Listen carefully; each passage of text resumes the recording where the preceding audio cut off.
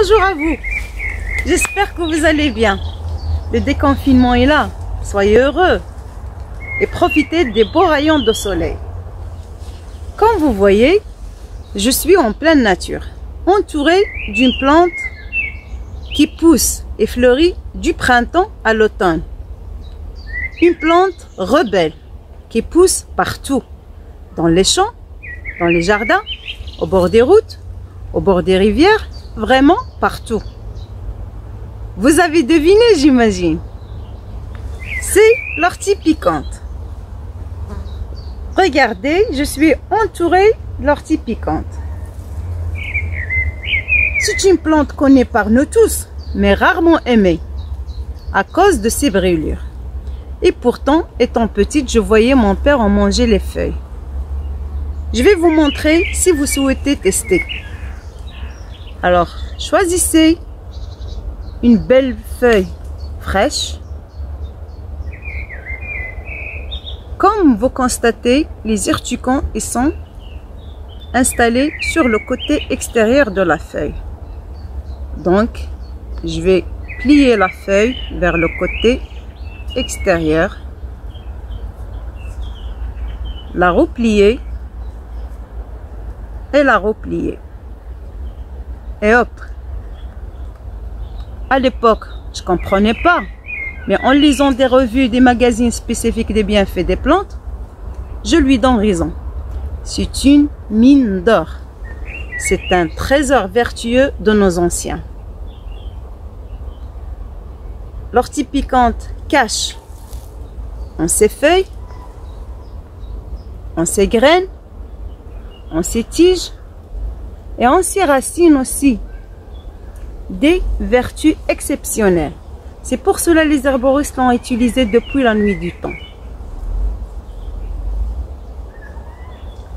L'ortie piquante apporte quasiment tous les nutriments, les vitamines, les minéraux dont le corps a besoin.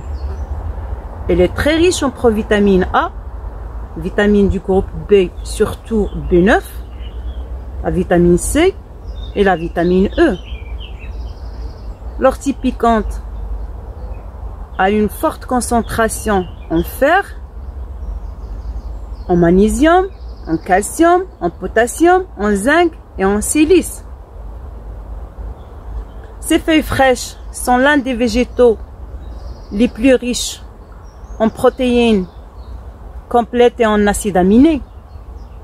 Et comme sa couleur le montre, elle est très riche en chlorophylle aussi.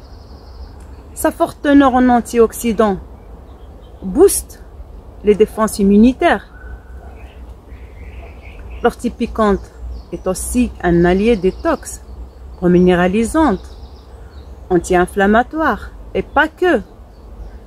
Elle est détoxifiante, diurétique, alcalinisante, calmante et tonique en même temps. Pour profiter des vertus exceptionnelles de l'ortie, on peut la consommer de plusieurs façons. En soupe, en salade, en jus, en potage, en omelette, à votre guise. Vous avez un large choix. Mais pour consommer l'ortie piquante, il faut d'abord la ramasser. Vous pouvez la ramasser gratuitement. Veillez à ce que la zone soit propre. Et pour cueillir l'ortie piquante, je vais vous montrer une astuce pour ne pas être piqué. Alors, comme on a dit, on sait tous que les urticants sont dirigés vers le haut. Alors, on va prendre la tige du bas et la pincer avec les deux doigts et glisser vers le haut pour casser les piquants. Et hop, et je casse. Je vais vous montrer encore une deuxième fois. On prend la tige en bas, on pince avec les deux doigts, on glisse vers le haut et hop, et on coupe. Au cas où vous êtes piqué, la nature elle est bien faite. Là où on trouve l'ortie piquante, il pousse toujours le plantain. Vous pouvez frotter les parties douloureuses avec l'ortie, avec les feuilles de plantain. Sinon, menez-vous des gants pour protéger vos mains. Au pire des cas, si vous êtes piqué, les douleurs, les brûlures de l'ortie piquante, c'est passagère, sans conséquences. Une fois récolté, frottez les branches les unes contre les autres pour casser les piquants toujours et lavez 3 à 4 fois avant de consommer. Et pour la consommation, je vais partager avec vous quelques recettes que je fais chez moi si vous souhaitez les faire et les tester. Voici quelques recettes pour consommer l'ortie piquante. Tenez à respecter les bons dosages et le régime alimentaire de chacun. L'ortie piquante, on peut la consommer fraîche ou séchée, selon la saison et selon ce qu'on peut trouver. Vous pouvez préparer un jus d'ortie à prendre chaque matin.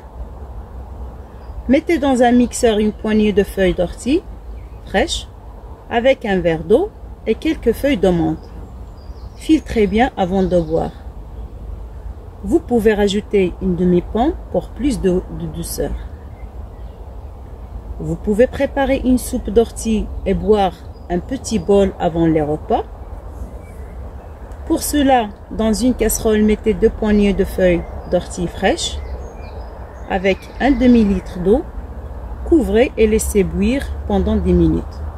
Y ajoutez une échalote, une gousse d'ail, du sel, du poivre et un filet d'huile d'olive. Vous pouvez également préparer un potage d'ortie. Faites revenir des oignons.